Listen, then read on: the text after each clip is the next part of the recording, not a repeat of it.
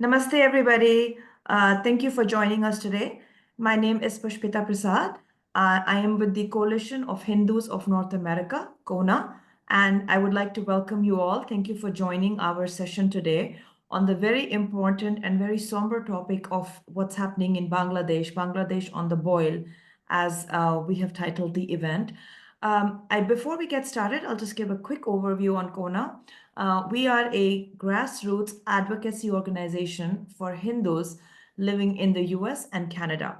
Our focus is on mobilizing Hindus from different backgrounds, different national origins, different ethnicities, and making sure that Hindus get to speak for themselves and wherever they are, and they get to define what it means to be a Hindu and policies around Hinduism, whether it's a lawmaker at the city, federal, or state level, whether it's a school board, whether it's your communities, whether it's your teachers, whether it's your companies and employers. That is, we want to make sure that Hindus are allowed to speak with their authentic voices. And we are the largest platform for grassroots advocacy for Hindus across the two countries to make that happen. Today, we are going to be talking about the very important topic of what's happening in Bangladesh, because we are seeing a direct and very graphic assault on Hindu human rights there. And so what's going on in Bangladesh really quickly? Since August, Bangladesh Hindus have been facing escalated levels of violence and persecution in their homeland. The political turmoil has really become just the latest excuse for an orgy of anti-Hindu violence, which has been marked by lynchings, lootings, threats, rapes, massacres, forced resignations, and of course, many, many temple attacks. We've also, more disturbingly, in the last couple of months, we've seen persistent attempts from the Yunus government and many media outlets to pass off this latest wave of violence against Hindus as being not religiously driven, but being simply political. The excuse being that Hindus were supporters of the ousted Awami League. Against this background, it's really important to remember that the anti-Hindu violence has been endemic in Bangladesh, unfortunately. And we actually saw a big wave of temple attacks and attacks on Durga Puja mandaps during Navratri in just 2021, when the same Sheikh Hasina government was in power. So unfortunately, Hindus have been a target no matter which government, and almost any political turmoil, any reason is a rationale to target them. The original bout of violence that accompanied the political transition has now devolved into more insidious measures like forced mass resignations of Bangladeshi Hindus from long-held jobs, whether it's, in the educational sector or public sector, where government and other places. Government-issued fiats that are asking minority citizens to curb their religious practices, as we saw during Durga Puja when they were asked to stop music, and threats to remove secularism, deposition symbols, long-held beloved symbols.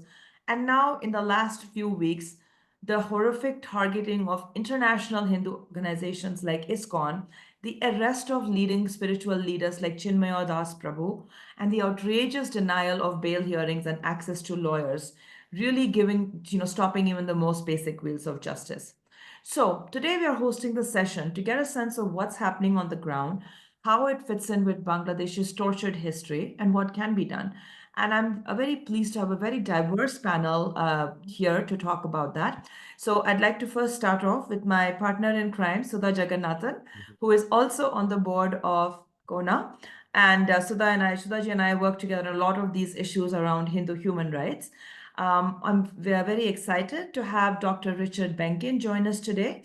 He is a noted human rights activist, author, and lecturer who has spent decades fighting to bring attention to the plight of Bangladeshi Hindus and other oppressed minorities in the country. His 2012 book, The Quiet Case of Ethnic Cleansing, and the murder of, I have it right here with me, by the way, gave verified evidence of anti-Hindu atrocities in Bangladesh, the government's complicity, and the world's deliberate silence about it. Dr. Benkin fights for justice on the ground, traveling extensively to cities and remote villages to comfort victims, confront miscreants, including government officials, and gather evidence of human rights abuses that he has then shared with many, many organizations and lawmakers, including the US State Department and others. Dr. Benkin holds a doctorate from the University of Pennsylvania and has held a number of faculty and business positions, is on several boards, and regularly serves as an expert witness in U.S. asylum cases involving South Asian refugees. Equally important, we have Subinoy Kumar Saha, who is joining us from the ground in Bangladesh. He is a longtime resident of Dhaka. He is a professional. He's also a student and an active member of the Sanatan Vidyarthi Samsad, a social, religious, and non-political students organization where he has been working tirelessly to support and protect the rights of minorities in Bangladesh, promoting inclusivity, harmony, and unity. Subinoy is devoted to fostering understanding and mutual respect among diverse communities to build a more compassionate and unified society. So, welcome, Shubinoy. Just for his safety, he won't be going on video, but he has some very horrific stories to share with us. We're also excited to have Shyama Haldarji join us from Michigan. He is the president of the Michigan Kalibari. He is an engineering professional and a community leader originally from Sylhet district in Bangladesh. Mr. Haldar, as I said, now lives in Troy, Michigan, where he has been a community leader of long standing. Involved in multiple initiatives within the Hindu community, including being the president of the Michigan Kalibari right now, and earlier having served as president of the Durga Temple in Detroit. He has also lived in both US and Canada, which is, I know we have viewers joining us from both countries. And last but not the least, we have Rana Banik from our CoHNA Youth Action Network, a very active volunteer who has been really helping drive a lot of the work that we have been doing for Bangladesh. He currently lives and studies in the US. So welcome all. We have a power-packed panel, a lot to get through, so we will try to keep this moving very fast. A few logistical issues. Please use the Q&As to send in any questions. We'll just try to keep this moving along. So I'd like to start off by asking Subinoy to just talk to us a little bit of what is happening in Dhaka. What are you facing on the ground? We've all seen some of the reports and the social media feeds, but it's very different when you are down there in the thick of things. So do tell us what's going on. Thank you. Thank you so much. This is Shubinoy. Today, I want to discuss the recent incidents affecting the Hindu community in Bangladesh. One significant case is Chinmay Krishnadas Prabhuji, who was arrested under false allegations. This case highlights the broader issue of injustice faced by minorities. Another example is Kushal Baran Chakraborty sir, is a teacher of Chittagong University. He is also getting threats and targeted by the miscreants. And additionally, I want to talk about Robin Ghosh sir, a senior lawyer who attempted to represent Chinmay Krishnadas ji in court. Despite having the necessary power of attorney, he faced obstacles from the court and government administration, which claimed otherwise. This situation reflects the challenges in ensuring fair legal representation for minorities. And this example demonstrates the need for justice and fair treatment for all communities in Bangladesh.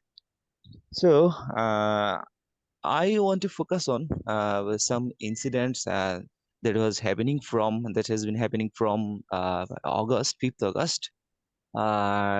The condition of minority in Bangladesh is getting deteriorating day by day. We Hindus are attacked by miscreants, and they are brutally beaten by the agitated mob. And you all know, the whole world knows that Chinmay Krishnadas is a monk. So he got arrested by a false allegation, a baseless case against him. And there are so many, almost 1500s, more than 1500s lawyers in Chittagong court, but when he's when is in the court day, the lawyers could not stand for him because of the agitated mob and the lawyers. So it's a, I think it's a very pathetic situation. Uh, and you know, all the Kushal Baran Chakraborty sir is also a voice for Hindi community in Bangladesh, and he also get he also is getting threats from several miscreants in his online platform, in phone. And I think it started more than 5 years ago. I know very clearly in 2020, Kushalvarn Chakraborty sir got a threat from a unknown person. It was a phone call threat, and it was shown in the New York Times also. So, you know, from that, I think this is not a new scenario in Bangladeshi minority, for minority. It's not a new, it is happening. It has been happening from years and years. So you just see the scenario of our community in Bangladesh. We are getting lower and lower in numbers, right?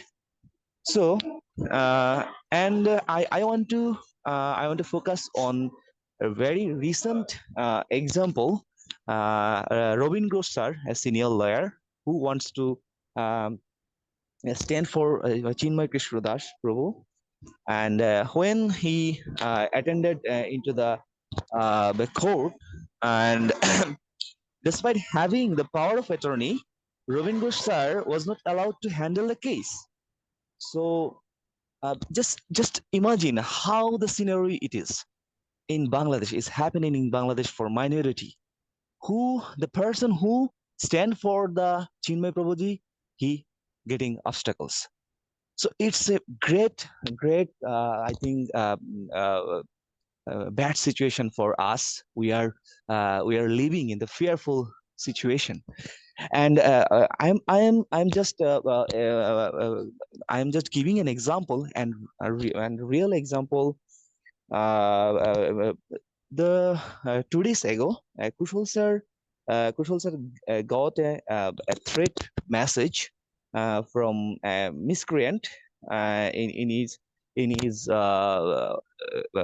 timeline, in his messenger. I'm just reciting that reciting the threat message against Chinmay Prabhu's case. Just this is a quote unquote. There is no point. The one who submits the power of attorney won't need to plead the case anymore. If they go to court, they will be beaten to death right in the chamber. And there is no need to be overly optimistic about January 2nd either. There is a possibility the case will remain pending that day as well. If that happens, the path to the High Court will also be blocked. Just see and imagine. Just see and imagine the situation against. They are preparing, they have the preparation, they have the plan. I think they have the meticulous plan. So this is the real scenario of Bangladeshi Hindus. Just that's it for myself. And if I get any opportunity in our discussion, I will say furthermore. Thank you. Thank you, thank you, Supanoy, for your courage in joining us and in speaking up. That's a very chilling set of details that you shared, because I think it shows, you know, when we read about the Holocaust, we know that it's a Holocaust when the Nazis basically stopped bothering to hide what they were doing. And, you know, Bangladesh seems to be on the cusp of that, because they're just doing everything openly and they don't seem to really care as to what's going on. And I think you brought up a very good, you brought up a couple of very good points. And Jeba, if you can just show the couple of slides I had before we go to Dr. Benkin, because you touched on something that really is important for all of us to remember as we kind of think about what's happening today. Horrific as everything is today, we have to remember that the sustained onslaught that you're talking about has revived the traumatic memories of 1971 Bengali Hindu genocide. But even that genocide was not everything, right? Because this one graph that I wanted to share, if Jeba, if you're able to share it, basically kind of tells the story of Bangladesh. One that all of us have to remember, that the Hindu population here has been dropping consistently. It was 22% in 1951 after independence in the first census of what was then East Pakistan. And it was down to 13.5 in 1974, following obviously the decades of violence and the 71 genocide itself, a state-sponsored pogrom, and it's down to less than 8% now. I mean, that's a shocking steep decline in just a matter of decades, in an era where we think, we've had CNN, we've had 24/7 news coverage and everything. The world has basically allowed a genocide to happen on its watch. And if a professor predicted in 2016 that there may be no Hindus left after 30 years, and I think maybe the current government has decided to speed up that project. And something, just if you look at the next slide very quickly, to remember how systemic this issue has been and how it has always been covered up as a non-religious issue. Even in 71, there were attempts to say it was about language or something else. But that falsehood was called out by no less an icon, and then Senator Ted Kennedy, who actually talked about how Hindus even back then were just very Nazi-like, being singled out, asked to paint an H on their, on their shops and their houses, and obviously, being inspected in all kinds of horrific ways. But anyways, I would like to take this conversation now to Dr. Benkin, because he has been tracking and writing and studying about this issue for a while. So Dr. Benkin, over to you. Thank you, Pushpitaji. And Shubhanoi, your words really touch me. As you know, I'm in Bangladesh a lot to fight for this issue, and I know that the things you are saying do go on, and the fear comes from your heart. So also the anger. Anyway, because there are people here who can or have given very good overviews or can talk about the specific atrocities that are happening, I want to focus on a few things. No point in my repeating that. And I know later, CoHNA's going to get back to me and I can talk about what everyone here who's listening and watching, what we can do about it, because I think that's the key.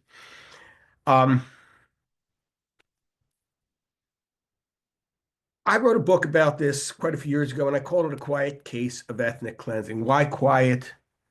Because nobody hears about it. But who's being quiet?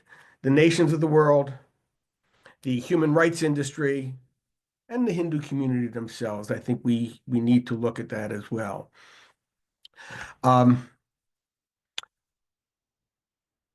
In, I think, 2012 or 14, according to the work of Professor Sachidasadar at the State University of New York, using demographic methods, he calculated about 50 million Hindus, 50 million, 5 crore, are missing from the Bangladeshi census. Now imagine that for a moment, and imagine if that was happening to any other group except Hindus. Why has no one said anything about it? And that's what I want to focus on. And that's, again, why I call it a quiet case of ethnic cleansing. About 2.5, 3 weeks after the August coup that ousted Sheikh Hasina, I got an email from an organization. I'm not going to mention it because some of you may be familiar with it. And their message to me was this: well, with all that's going on in Bangladesh, we want to have a seminar where we can talk about what's happening to Bangladesh and specifically about what's happening to Hindus and other minorities in Bangladesh. And they asked me if I could be their keynote speaker. And I responded that I was planning to be out of the country soon, but one way or another, we can work it out. And I agreed to do it. And that was great. because it said to me that, all right, people are beginning to think maybe there is something going on there. Maybe we have a chance. But then about a couple weeks after I had been in India, I got another email from this group. And they said to me, well, now things seem to be calming down in Bangladesh, and it's not really a problem, so we're not going to have any seminars about Bangladesh. And they thanked me for my offer. Now, and we all have to know this, that is the danger that we face. That is the danger we face more so than from the radical Islamists. It's the danger we face more so than we do from those who participate in these violent acts against Hindus. And that's the danger we face from people who are willing to make deals and accept the status quo as it is. The point is, here we have a situation, whereas Subinoy, you just told us, from a very real way, terrible things are happening to Hindus simply because they're Hindus, not because they supported the Awami League, because you don't see these, when they have these community pogroms against Hindus, they don't go through the community and say, who'd you vote for in the last election? It's Hindus, period. They don't go to non-Hindu communities and say, okay, who here supported the Awami League and go after them? No, they're going after Hindus. So let's be clear about the apologists who try and tell us this is not about religion. And by the way, the biggest apologist is Muhammad Yunus, chief advisor himself. Remember, Muhammad Yunus was the first one to make a big international statement that this was political and not religious. That, by the way, is very much in keeping with what the government of Bangladesh has done for decades to try and cover this up, or let us know that, oh, no, it's not what you think it is. There's really nothing that Hindus have to fear. And here the thing is, and this goes to what I just said, people buy it. The media, the diplomatic corps, and as I said, even heads of Hindu organizations, I'll say, have bought it. And I think in part it's because people would rather there not be ethnic cleansing in the world. People would rather there not be another huge issue we have to look at in addition to all the other huge issues. People also bought it because all these elites in the media, in the diplomatic corps, in education, and places like that, they're committed to the notion that Bangladesh is a moderate nation. And to admit that they engage in ethnic cleansing of Hindus completely undermines that assumption. So they don't want to. So that's our biggest threat, that what's happening on the ground in Bangladesh is going to be swept aside as it has been for decades. Let's remember something, because what I do is I go there, I work with people, I confront people, but also, very importantly, I bring back information that's credible, because it's nothing I got from a Google search. It's something maybe I saw myself or experienced myself, and I bring it back to people in Washington. And I remember when I first started doing this, one of the responses I got, I went to a congressman who, by the way, is very supportive of, well, when he was in Congress, very supportive of this issue. In fact, made a speech on the floor of Congress about it, specifically, by the way, about Hindus, not about minorities, not about ethnic cleansing, but that Hindus are being targeted. And I remember the first time I went to him, I told him about it, and his response was, Richard, we believe you because they know I don't give information that I haven't verified. We believe that what you're telling us is right, but we have a question to ask you, Richard. If the situation is as dire as you tell us it is, why haven't we heard from our Hindu constituents about it? So this is not my way of scolding people or saying, oh, you did wrong. Please, please don't think of me that way. But it does tell us that if things are going to change, it's going to depend on us. It's not going to happen unless the Hindu community itself, by the way, with its Jewish allies like me and my community, because we know there's a growing alliance among Hindus and Jews, but it's up to us ourselves. We can't expect that, oh, gee, we gave the media this information. Oh, it's going to be all over CNN, MSNBC, Fox. No, it's not. It's up to us. So I think that's the first thing we want to know. Second thing, very important, besides the fact that, again, I'm going to repeat it. I'm going to repeat it again and again and again because I've been fighting this for decades, and it bears repeating. If we don't do anything about it, it will be ignored. Period. There's no option here. It's not a matter of, well, all right, if they don't, well, they'll do it some other way. No, they will not. Nothing will happen. And as I said, when we come back later to me, we got some very specific things we can do that I can tell you my experience with Bangladesh is that it is effective. Now, the second thing that's important, Bangladesh for decades had tried to maintain this image that so much of the diplomatic world and UN bought, that it was a minority-friendly country. It was a moderate country. It broke away from that big bad Pakistan and is nothing like Pakistan. Well, we know different now. We know it is big bad Pakistan, but we also know Bangladesh has not really gotten that far away from it. However, so they worked for decades to make sure Hindus were oppressed on the one hand, but make sure it didn't look like they were doing it on the other. And so what would happen? The government wouldn't act, wouldn't do things, but Islamists and others, even from the Awami League and BNP, knew that attacks on Hindus would never be prosecuted, which they have not been. And if I want to get something and I got a message from the government saying that nothing's going to happen to me if I do it, well, if I'm that kind of person, I'm going to do it. And that's what's happened. They've maintained that. We know there was, by the way, Shubha and I spoke about Rabindra Ghosh. He and I have been working side by side for decades on this as well. And I talked to him this morning. And, you know, what happened to him wasn't the first time. He's been beaten in court more than once. Again, the government's, well, yeah, these are these bad guys. Of course, they never did anything to the bad guys who beat him. So again, they worked very hard to say it's not us, even though they were enabling it. They tried to justify the seizure of Hindu lands through the Vested Property Act, which we know is the same thing as the Enemies Property Act in Pakistan. So they built up this idea that everyone bought. I'm telling you, I had to fight it again and again and again and again.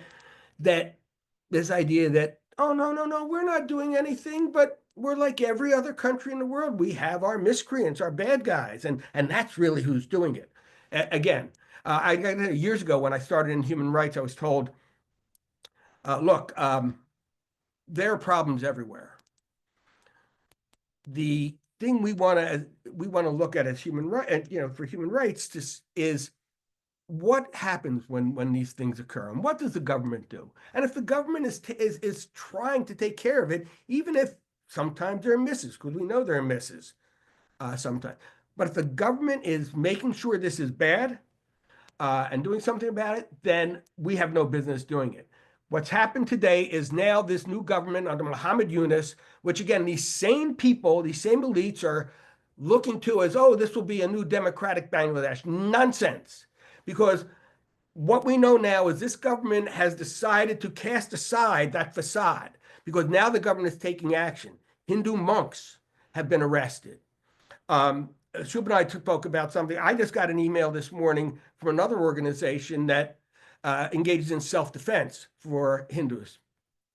And they tell me hundreds, if not 1,000 of their members now are being arrested for no reason other than they engage in self-defense. And I'm not even talking about violent self-defense, just being there to act as deterrence is what caused them to be arrested. So we're seeing some significant changes, and I want to let the other people speak. But let's remember this.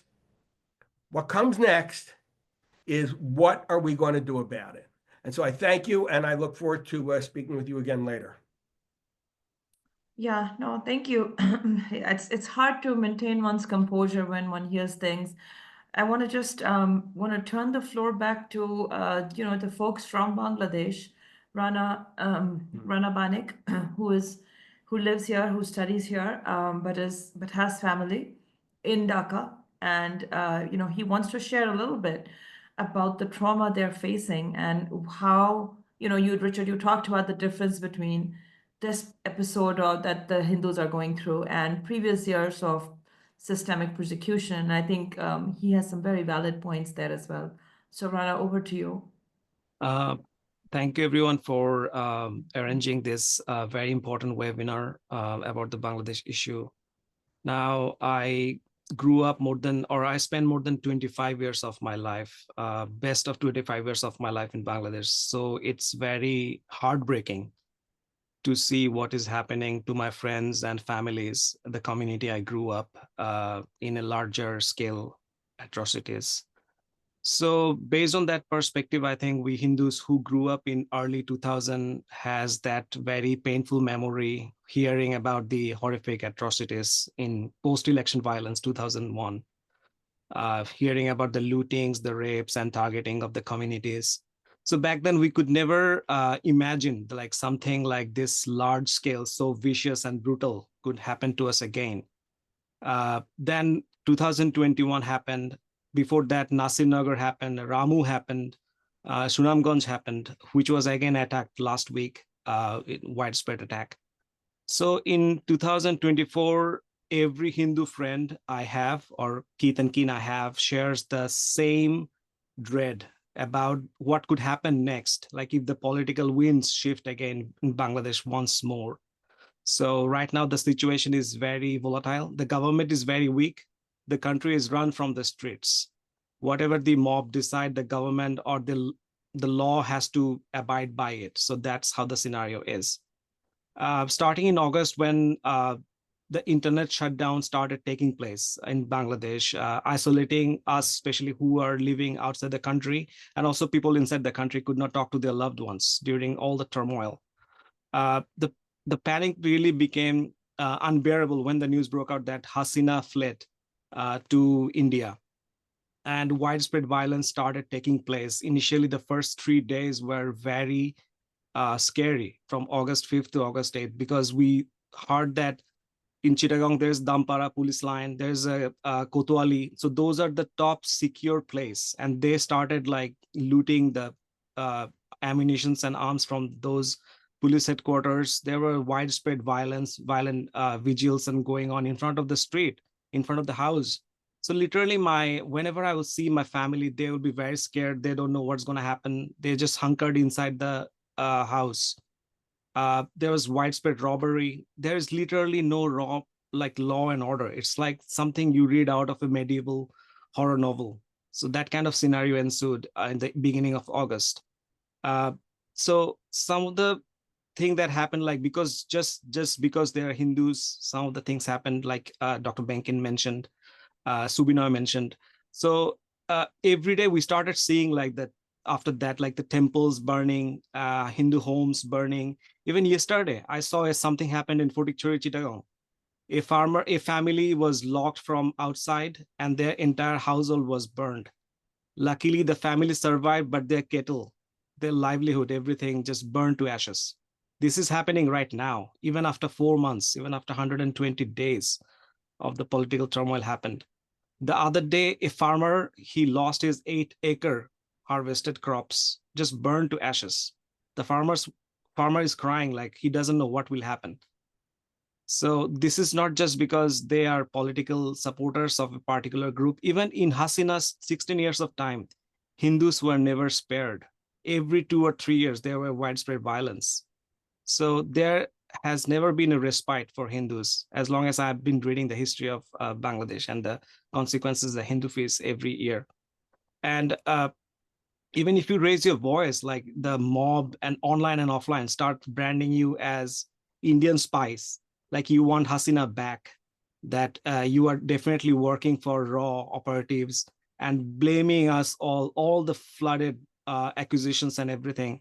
So the words just feel very hard when you are trying to get justice, when you're trying to get just give the people who are victim justice, and then there are outright denial. Like, we don't know who did it, the miscreants, there are quote unquote term, and there is like catch and release. Like the person who attacked the temple or vandalized the temple is just a mental patient. So there should be no justice and all those things. So we keep seeing it happening and happening. The crime happens, the perpetrators just do not face the consequences. And when we heard the news that Professor Yunus is going to head the interim government starting in August 8th, we hope for Bangladesh to be free from discrimination, or at the very least, the attacks will end, because we had very high hopes on Dr. Yunus. But when he started justifying to some sort of like give covers that these are just exaggerated, these are not communal at all, these are just merely political. So this gives some sort of pushback to the, or some sort of instigates the perpetrators to commit more violence and target the minorities. So and there are alarming trends, like like the terrorist, Al-Qaeda affiliated terrorists are getting released from the prison, and Yunus trying to run the country with the help of like far right groups like Jamaat Islami, Hifazat Islami, and various other far right factions. So who has history of violence on Hindus? Like the 2001 violence is directly perpetrated by Jamaat Islami, and so these are very frustrating development from someone who been at the helm of various global organizations like Dr. Muhammad Yunus. By October, when the Durga Puja started, like Pushpitaji mentioned, there were like situation became very dangerous. Like, I know a lot of communities in Bangladesh, they simply stopped their puja because it was not safe anymore. And there were like incidents of many temples attacked, idols vandalized, and even extremist group coming out in the open, like they're saying that there will be no puja in this public place anymore. You should not hang any banner because this is offends our religious sentiments, which has never been, we never saw this kind of widespread targeting of a minority festival. And even in my city, there were chanting of Islamic revolutionary songs inside the temple. And then they're like hurling petrol bombs inside the temple. And what did Dr. Muhammad Yunus said in his press briefing? Like, this year, the Durga Puja has been the joyous, more joyous than anything else, any time else. This is completely fabrication of the on-ground scenario. And when the Sunamganj violence happened, like more than 400 Hindu houses, temples attacked, the entire community had to flee because of a blasphemy incident. Dr. Yunus never visited the site. They never visited the spot, never even uttered a single word of condolences and all those things. So these are very frustrating. On top of that, like targeting, like Pushpitaji mentioned, like institutions like ISKCON. I have my family members, my relatives who are observed that Vaishnavite sect. ISKCON has been here for like more than the beginning, as long as Bangladesh existed. ISKCON raised fund for Bangladesh Liberation War. And seeing ISKCON being branded as a terror organization, this just seemed a nightmare that is not ending for Bangladeshi Hindus. I literally have my cousins who are follower of that sect.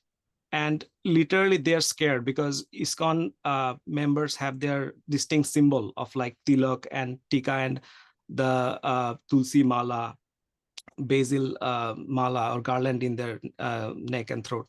So they are very scared. They don't feel safe anymore because literally people are shouting like catch ISKCON or catch Hindus one by one and slaughter them. So this is completely unreal. Every Hindu I talk, I interact, they feel like there is no space in Bangladesh for them. Their space, whatever they have, is shrinking every day. Like, we are not represented in the political discourse. We are not represented in the cultural discourse. We're not represented, whatever our representation was in education, that is being purged in last 4 months. Just Right. mob just appear on the doorstep and say that you have to resign. What was the accusation? Because you were affiliated with the autocrat. So those are completely baseless, and the country is run from the bottom up. Whatever the mob decides, suddenly you have to, that becomes your reality. There is no government actions, there's nothing. So it's very heartbreaking to see that the international community ignored our plight so far. and where forced political campaigns are being initiated, like, okay, Hindus are safe. I don't feel Hindus are safe in Bangladesh at the current scenario. I don't see myself, my family, even in 2021 violence, my family did not think about migrating outside the country, which they are actively or sincerely thinking right now, because they don't see any future. All their life, they served Bangladeshi people.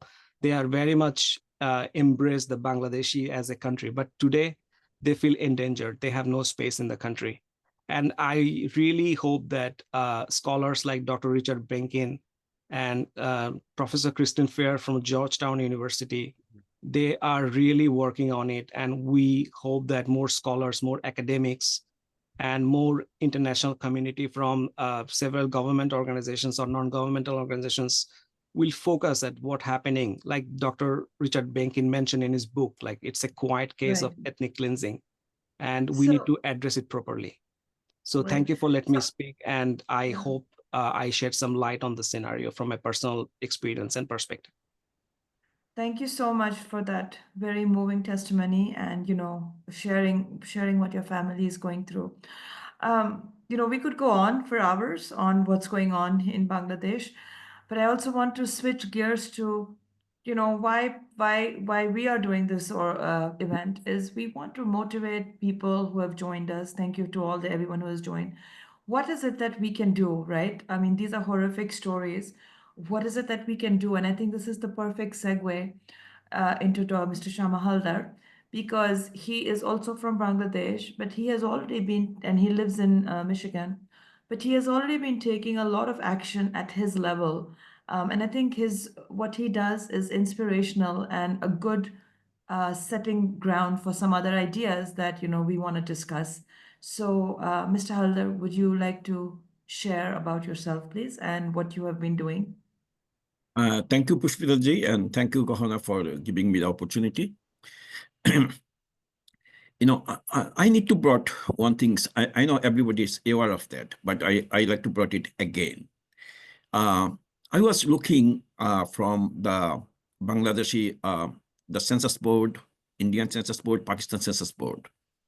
If you consider last 75 years, the Bangladeshi Hindu population become 1/4. So it was almost like a 28% when the Pakistan liberated, we got in 1947. And now, it's not now actually, the data I have is from 2022, is 2 years back, almost 3 years back. So maybe it's less than now, it's almost like at 7.9%.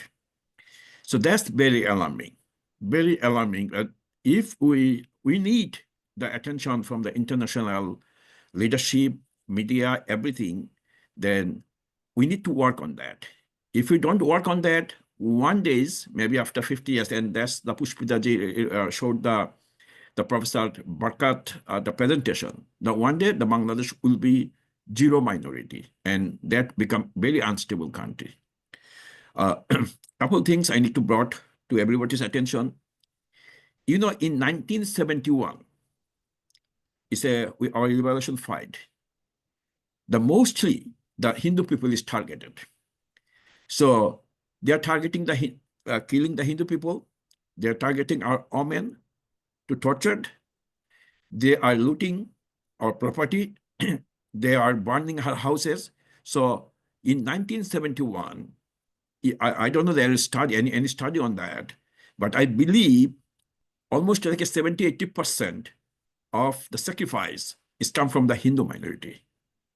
But unfortunately, after we get liberated, we don't get back our authority, we don't get back our rights as we are expecting, because we sacrifice most. I was thinking the couple things which affect the religious harmony in Bangladesh is, still Bangladesh, they have a lot of good citizens. I agree with that. There is another group we call the fanatic Islamic fundamentalistic. There is another group. There is another thing is the leadership, is the administration and justice system. And The final one is the top leadership. The top leadership vary depending on which government in power. But all the three tiers underneath are same. So when the top leadership is more like a secular, then all the fundamentalistic group, they are less active, or that they are not open. But when the top leadership is not secular, is not looking the minority rights, especially the fanatic group, they become very arrogant. And now these things happen, and it's happened always. I worked in Bangladesh for 8 years, a government company, and believe me or not, all 8 years, every day I noticed how I get slow poisoning. I was deprived to get promotion. I was deprived to get the good opportunities, a lot of things like that. So that's very common in Bangladesh. One thing I think Pushpitaji covered and also Rana covered, in a small upajala means a thana in Sunamganj is called Duara Bajar. And these things happened, and that's the same pattern happened multiple times. Rana mentioned a couple of them, but that's not the complete list. Complete list is maybe 10 times of that, or maybe more than that. They use the digital platform to create a fake things. So I forget the name of the guy, and they create a fake account. They put and make a posting insulting Islam.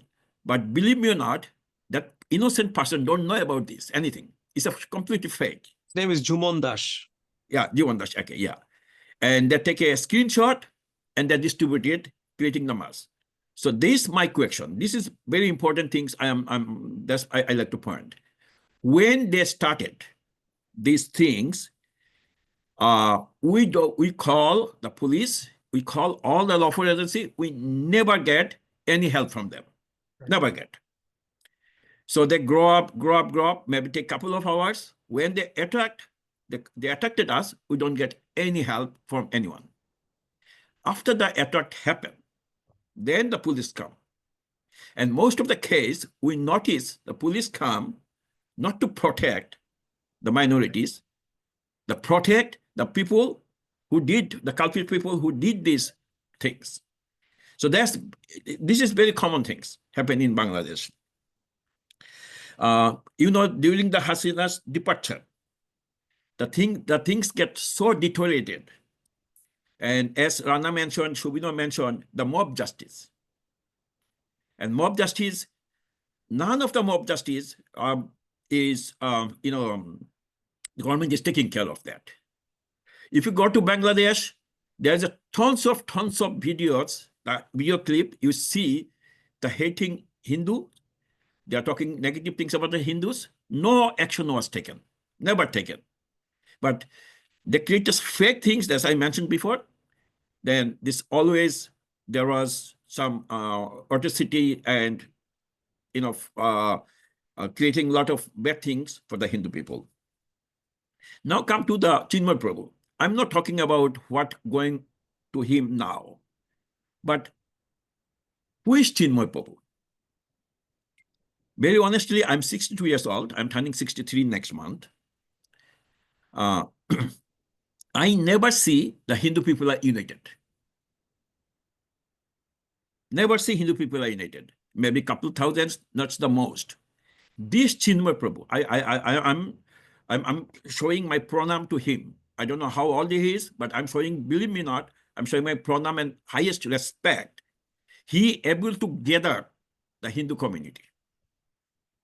He conducted multiple meetings.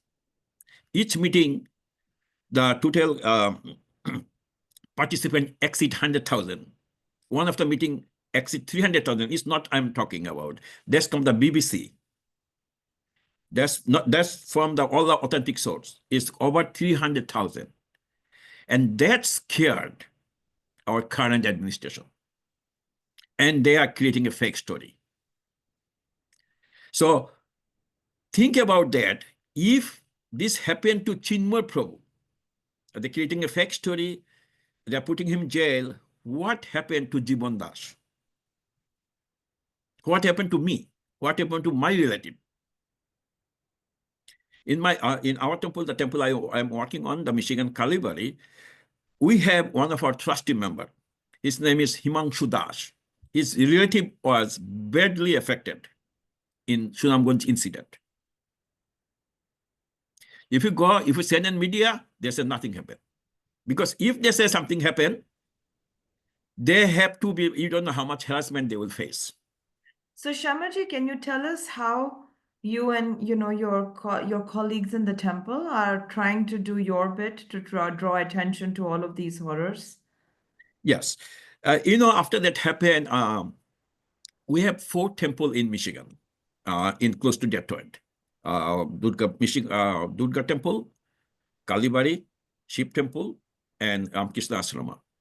We all 4 of us, we have a meeting. We have a joint demonstration. We conducted a big demonstration. It's a lot of peoples. That's happening last Sunday. And we get lot of attention. We get some news media. We are also continuing get the attention from the law enforcing, other administration in local, all these, like a city, like a state or everything. So that's what we are trying to do. So here is the things which I really, really want. And I want the support from the current administration. I want the support from our Trump administration, the coming. I want the international media, international people. And thank you for Belkin, Dr. Belkin, for supporting us. I wrote 4 points.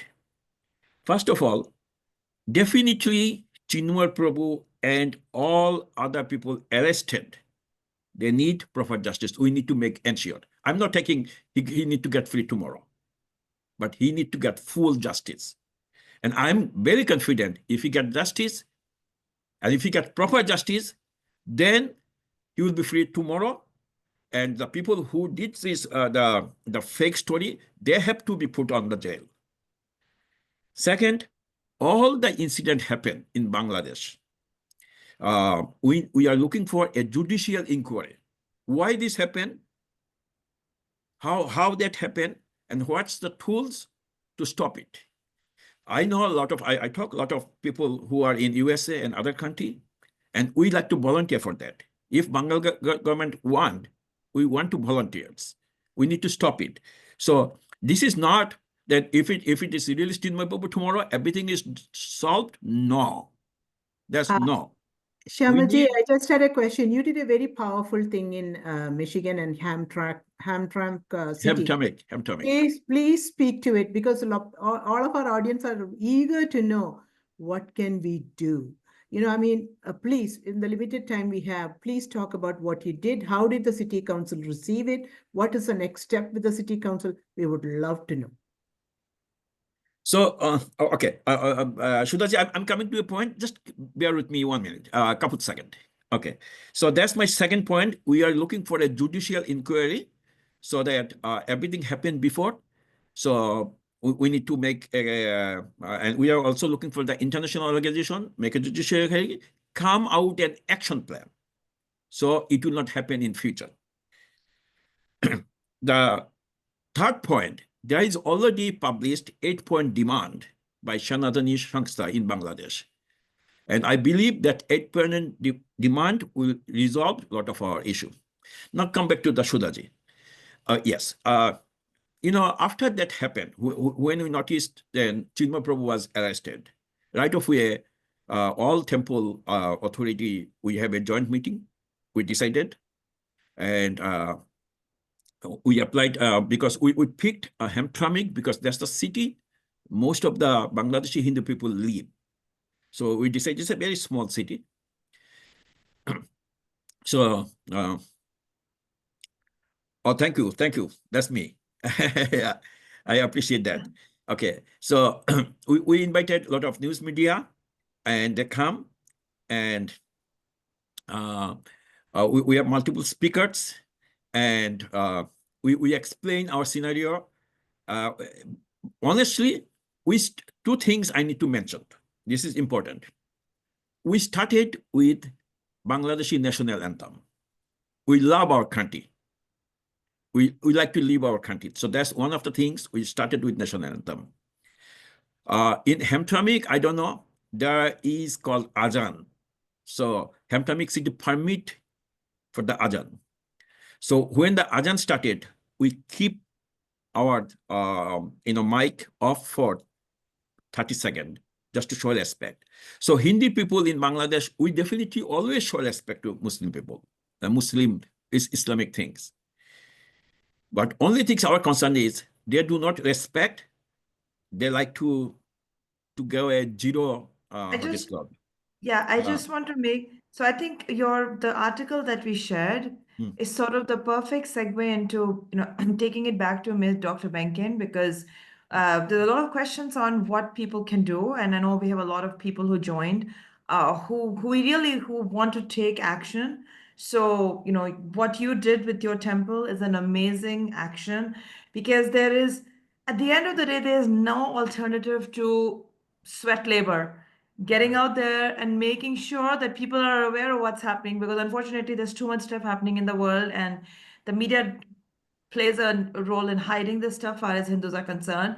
So there is, as Richard said earlier, there is no alternative. You have to speak up. So Dr. Benkin, if you could build on that and add on to like what you recommend and what you have seen work in the past couple of decades. This is really important, because many of us get despondent because we do something and we don't see an immediate result. So I would love to hear from you. Thank you so much, Pushpati, and thank you to the other speakers as well. I really appreciate all that you're doing. And certainly the people, Subhanai, you know that what I'm about to say, this real, that while we're sitting here, it's something we all have to remember when we think about acting. While we're sitting here, for most of us safely in our homes in North America or India, while we're sitting here, a Hindu community is probably being attacked. A mandir is being desecrated. Maybe a young girl, Hindu girl, is being abducted and raped. I mean, these terrible things are going on while we're sitting here calmly. And I think if we keep that in mind, it's going to be hard for us to just sit down and do nothing. So what can we do? First thing, if we live in a democracy such as the United States, Canada, or India, there are a number of legal and legitimate ways for us to make our voices heard and to affect a change in the behavior of our countries. So I think and it begins with an understanding that all those people in government, whether it's Donald Trump or Joe Biden or Narendra Modi or Justin Trudeau, any of those people, down to the people in the Lok Sabha or the House or the Parliament, every one of those people works for us. They are there because we vote for them. And we have to remember that. It's not that they're so great we can't do anything about it. We have to be demanding. So let's talk about what can be done. I'll give you an example. Quite a few years ago, I was in Southern California, in the near Los Angeles area known as Little India, and I was giving a talk about this. And some things came up.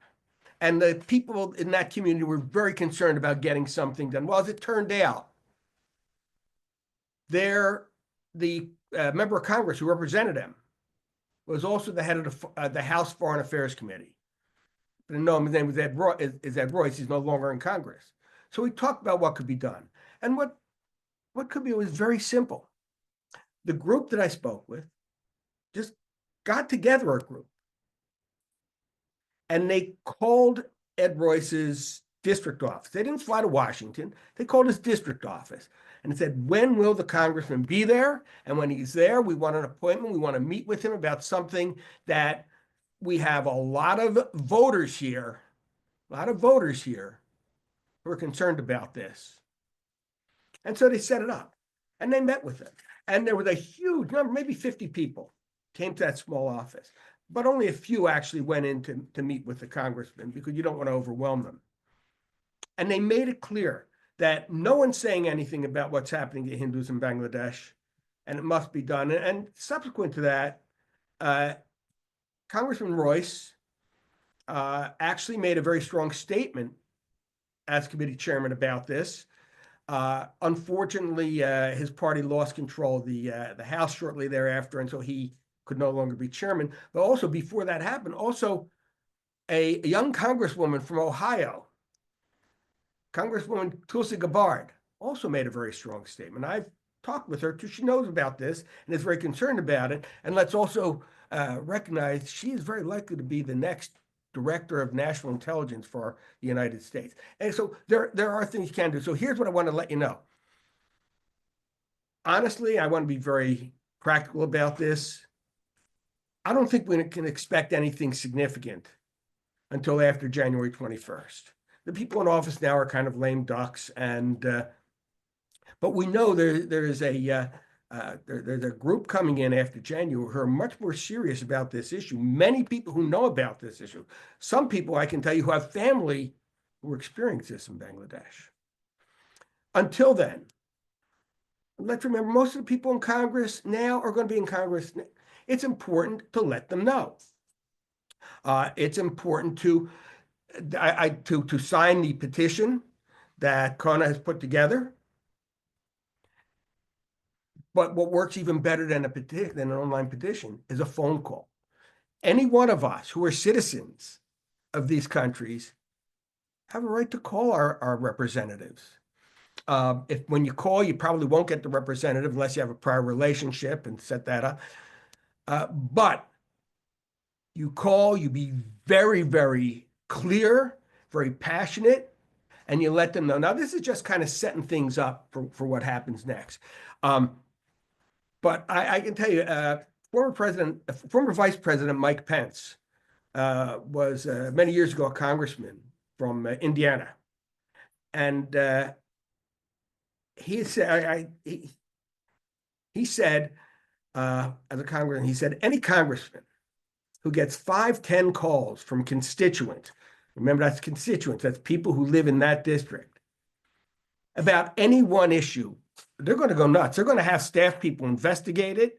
They're going to have meetings about it, and maybe they'll actually do something about it if you keep pressing it. Because the assumption is if 10 people are that agitated, that motivated to call, maybe there are several hundred others or a couple thousand others for whom this is an important issue. And if we're talking about a congressional district, for instance, several hundred votes, thousand votes actually can sway an election.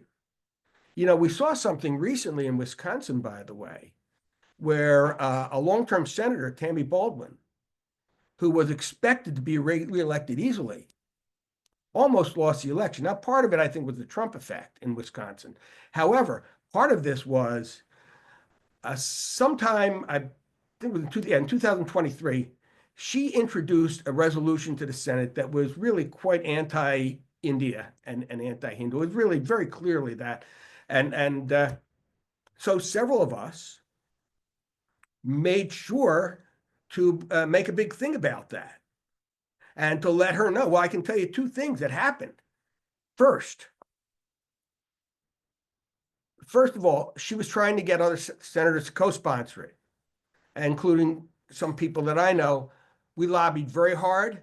They didn't. As of today, with a matter of weeks left before the session expires, they don't have a single co-sponsor, and that resolution is mired in a subcommittee of a committee. So that's number one. Number two, she almost lost the election. And let me tell you, I know politicians very, very well. People don't forget that. And she understands what one of the factors were that drove the anti-Baldwin vote. So even if you don't get that specific thing done at that time, just getting that out there, making sure people know about it, and making sure people know that you're angry, you're concerned about this. This is not something you're doing as a detached academic. This is something you're doing because it grabbed your heart. This is something you're doing because why is this any different than any of the persecutions or alleged persecutions that send thousands of people into the streets? They get our politicians to make statements, often about persecutions that actually don't exist.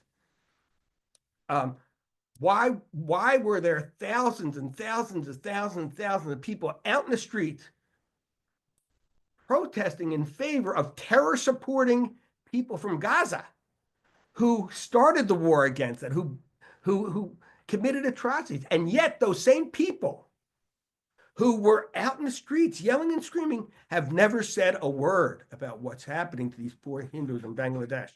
Now, that's on us. We have to drive that. And sometimes it just starts with a few people. I can tell you that when I started, people didn't care too much about doing anything. I was in India as well as the United States. Now people understand this issue. Let me tell you one thing that we're going to have to really focus on after the new administration comes in, because there are some people who think the coup in Bangladesh took place because of the reservation. That's what they say, the job reservation. Well, that's not the case at all. The job reservations had been in place for decades. They just emphasized it in a different way. No, I'll tell you why.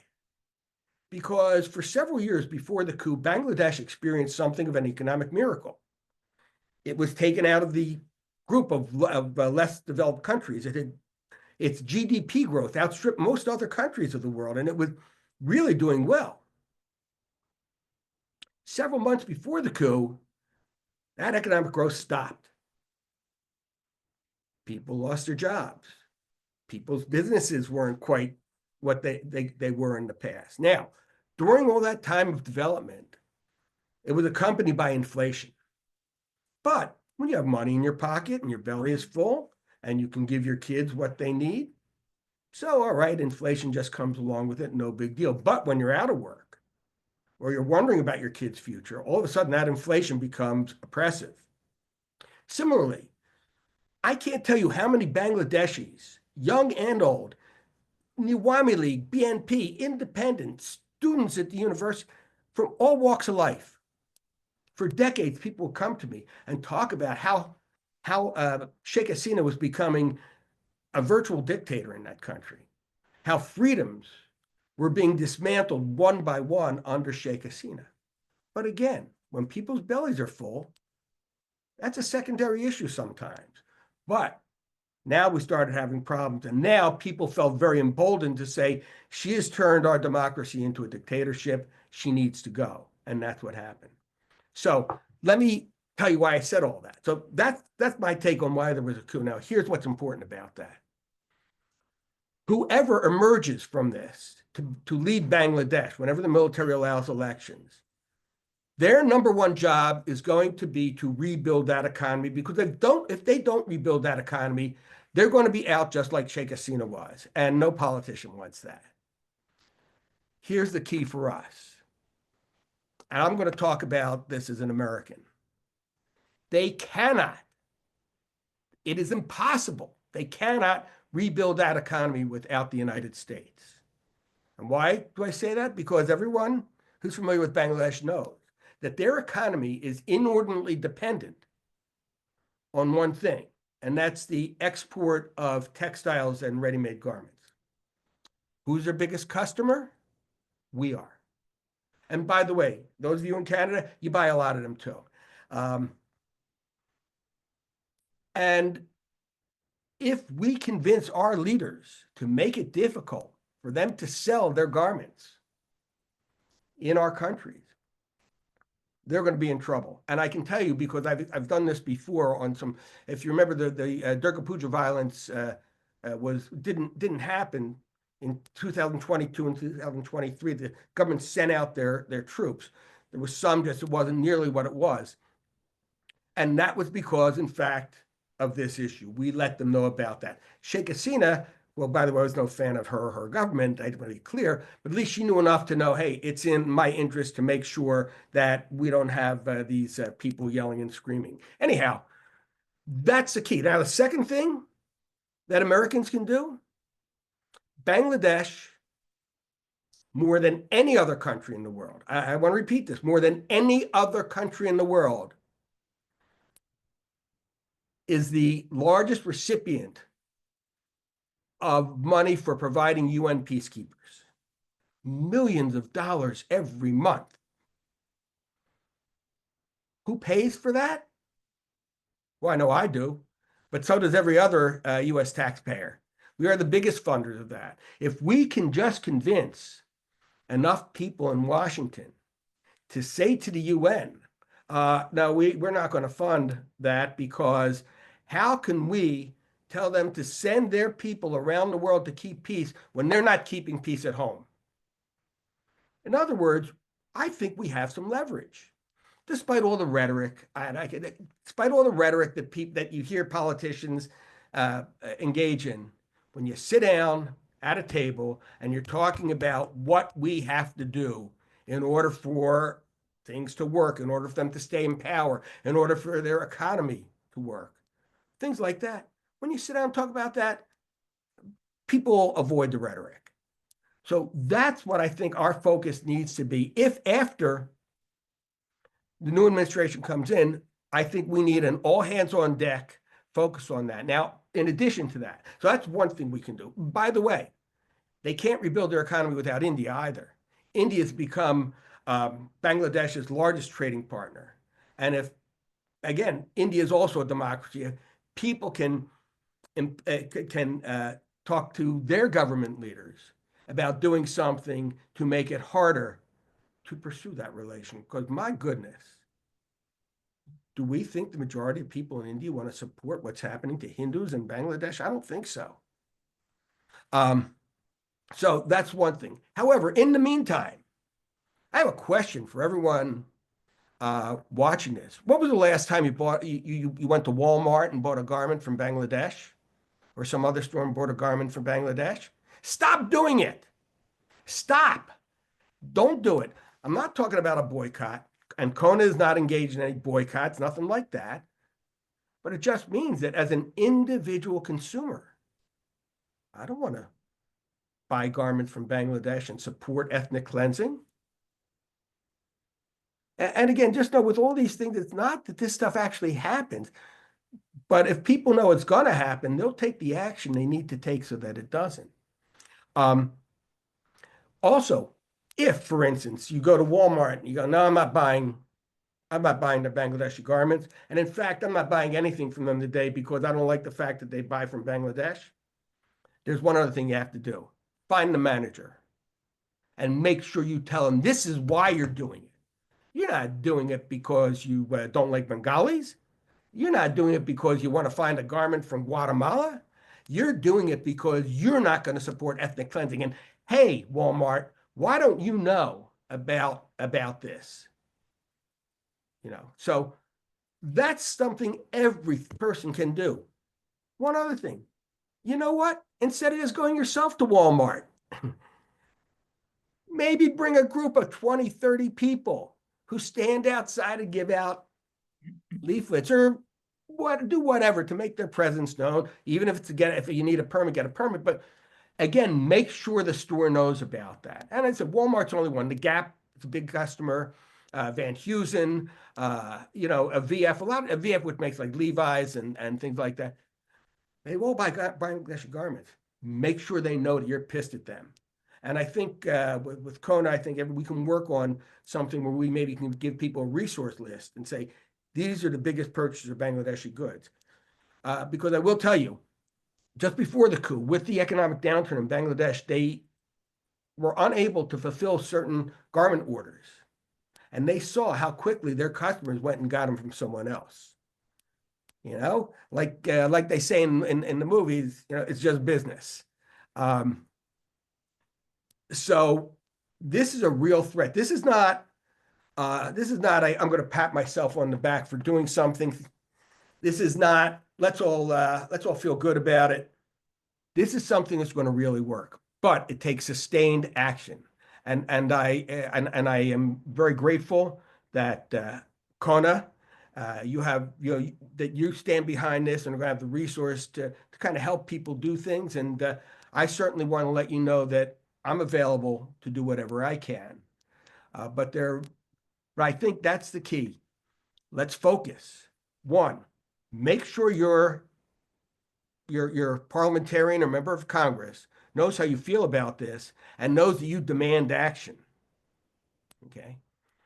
Two, stick tight with CoHNA so we can engage in this collective effort in 2025. One other thing to keep in mind. We do have a president coming in who has shown that he is not shy about throwing tariffs on a country's good if it doesn't seem to be working in our interests. One final thing I want to mention. This is an important issue to us. We know how serious this is. We know how important it is. We know the human suffering that it's causing. We do, but most people don't. And so when we talk to people about it, when we engage with our members of Congress or our senators, we need to recognize that they might not know this. It's not that they're bad people. It's just that they have 100 other good causes on their desk that day, and there's nothing in the media about it. So it's up to us to make sure they understand and recognize that they're not going to feel the same way we do. It's up to us to make sure they do. I hope that helps a little. As I said, I offer myself as a resource. So we have a lot that we can do. One other thing, whenever you do something, you're saving a life. Now, I always end my talks on this subject with the same thing, and I'm going to do it again this time. When this is over, and we all leave, and you walk out that door, wherever it is you are, I want you to ask yourself one question. What am I going to do about this? Am I going to walk out that front door and say, okay, good, I was a good guy, I went to a seminar, and boy, isn't this a terrible thing that's happening, but what are you going to do about it? We've got a lot of things we can do. Let's make sure we do it. Please, please, please. We need you. Most importantly, far more importantly than that, the Hindus in Bangladesh need us so much. We cannot fail them. Thank you very much. That was perfect, Dr. Benkin, because it's a perfect fit with what CoHNA likes to do, because we are all about action. There is a very important place for discussion and brainstorming, and certainly every action should be grounded in facts, which means people need to take the time to study and understand and be very careful in what they say. But there is no substitute for action. And you gave us a lot of good examples. I like to go back to one of our fundamental texts, the Bhagavad Gita itself, right? And if you look at what is the Bhagavad Gita all about, when Arjun is conflicted at the action he is being asked to take, and God knows the action he was being asked to take is way worse than something we are faced with, because he's being asked to slaughter his own dear cousins and his dear beloved teachers, right?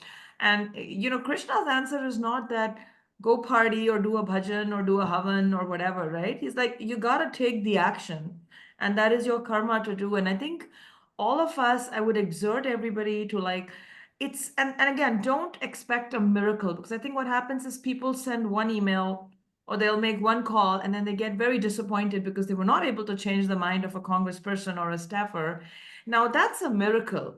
If you're able to do that, then you are a miracle worker, and more power to you. But a miracle is not a strategy. So if you get a miracle, that's great. But please understand, this is hard work, and you have to be very dogged at it. One call, then 2 weeks later another call, 1 week later a third call, and just say, look, this is, and please share the emotions. We heard such horrific stuff, but don't assume everybody knows about it. So do your research. Go with, there is so much horrific stuff happening, that you can keep them supplied with a steady stream of verified. Now be very careful in what you share. I would just add that to everything Dr. Benkin said, because we are held to unnatural standards. in the kind of turmoil that is going on in Bangladesh, specifically the turmoil that happened in the first month when literally all government collapsed, it was very natural for certain amount of wrong incidents to get reported or for incidents to be misinterpreted. But of course, that it was very conveniently 2 incidents were taken to deposition the other 98. And that's kind of the scenario that everyone has to operate in, that it's better to be conservative in what your information you lead with. But honestly, even the most conservative information is horrifying enough. So be very persistent. We are going to be creating a web page with a lot of resources. Dr. Benkin has a website which is full of resources. There are many, many great places to get information, and there is no substitute, honestly, for and you know, Sudhaji, I don't know if you want to jump in here, because so many of the things that Dr. Benkin talked about is something we have personally seen play out at CoHNA. You have been at the forefront of many of these conversations. Yeah, so most of the questions were about what can we do? And as Dr. Benkin said, you can do a lot. So the petition that we just relaunched, please click that. It's for US and Canadian citizens. And then follow up with a phone call. That particular petition is going to your city council members, your county supervisors, your state representatives, which means the state legislature, Senate and Assembly person, and it goes to your Congress, senator and Congress member. You have to call all of them. And like Pushpita mentioned, we have people who call these offices when we have a campaign every day during lunchtime. You know, they are working people, they have families, but they call every day. So you can do it if you feel strongly about this. And I saw some very emotional comments, you know, how this has affected you. Call your Congress members and your city council members. Go to your city council, present in person. They have public comment. In that public comment, present in person. You have the, as a US citizen or a resident, you can do that, okay? And it can move the needle. If you have a human rights commission in your city, go ask them and say, I want to bring this topic of ethnic cleansing going on right now, and we want you to take ABC actions. We have people doing it. We're happy to help you in this process. If you reach out at info@cohna.org and say, I need somebody to come in and do this presentation, we do it. We do it on our own. We do it when people call us, and we have moved the needle. Not a lot, but even one congressperson tweeting publicly on Bangladesh is a victory for us. Know that. That same congressperson then can help us keep bringing this forward in many other ways. In the new administration, today, you can, tomorrow, Monday, call, click this thing and make your calls. And have your students. Hindu students are taught in many ways to be strong people, but we don't teach them that compassion can be misplaced. Have them be compassionate to their own house. Fix their own house before they go fix other houses. So I'm going to ask your young person to learn about Bangladesh, go speak about ethnic cleansing of Hindus in Bangladesh in their schools. They can do it because schools allow these topics. So make sure they do it. And then in any forum that you have, please do it. Town halls with congressional leaders. Go there, meet your representatives. We don't show our faces. Please, please do not say why somebody else is not doing something for Bangladeshi Hindus. It's on you. It's on me to go do it. Not on Indian government, not on a Bhagavan coming down, not on anybody. It's you that have to do it. So please do it. And also donate. Where to donate? Seva International. Put the link here. We can put it, Jay, in the chat.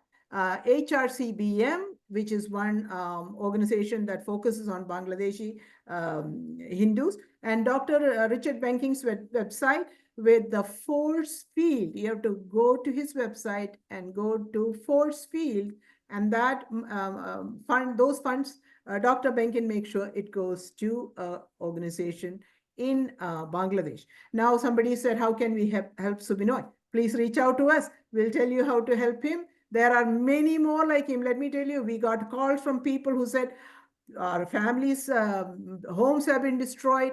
and everything taken away, our kids have no food. Okay, you can send $200 a month. Okay, it's not going to break you. It feeds the children. Please reach out to us and we'll point you to the right resources. But take action today, call tomorrow, show up in your representatives' offices in the new administration. You can make change happen. So with that, thank you all for showing up. Hey, Shudaji, this page you just displayed, can you share with us? Because I don't have access to that page. We can share it. We can email it to everybody. Please. Yeah. Pushpita, you want to wrap up? You're on mute. All right. Just to wrap up, thank you. That was a very good call of actions. And I know we went way over time. So thank you for staying on with us. I think almost everybody stayed on. We appreciate your time on a nice Sunday morning. I would again say you made time today on Sunday to do this. Please prioritize taking action. We all have more things to do in our 24 hours than we can, but quite literally, your action could save a life, save a house, keep somebody safe from injury, keep a temple protected. So please do prioritize it. It's going to be tedious. It's going to be, you have to be in for the long haul. But please commit to it, and you will start to move the needle. And the more needles we can move, ultimately the difference is where we can make a difference, because at the end of the day, politicians respond to public pressure and public opinion. They just haven't honestly seen enough of it. Let's be honest. They have not seen enough of it from our end so far. So we need to do more. And it's not just us. This is not a Hindu issue alone. Richard is here. He's not Hindu. This is a human rights issue. So this is not something that you need to confine yourself to a temple or just your own community. This is something you need to bring up at work, at human rights councils, at public conversations, because it's in everybody's interest. And history has shown us that if the world allows this to happen to one community, other communities are soon in the target. So the selfish interest for everybody, but it's also just a humanitarian thing to do. So on that note, we will close today's, we will send this slide that we shared to everybody who registers, so you have it. Visit our website, follow us on social, follow Dr. Benkin's work, and he has a website and work too. And I think there were some questions we couldn't get to, which talked about the lack of media and what is long-term. For those kind of long-term holistic issues on why Hindus respond the way they do, why the media responds the way they do, this is why CoHNA was created. It's not going to, the problem didn't come around in a year, and it's not going to get solved in a year. So join us, support us, and commit to this fight. Dharmo rakshati rakshitaha. Thank you, everyone. Namaste. Thank you. Thank you. Thank you, Pushpita ji. We can stop the recording.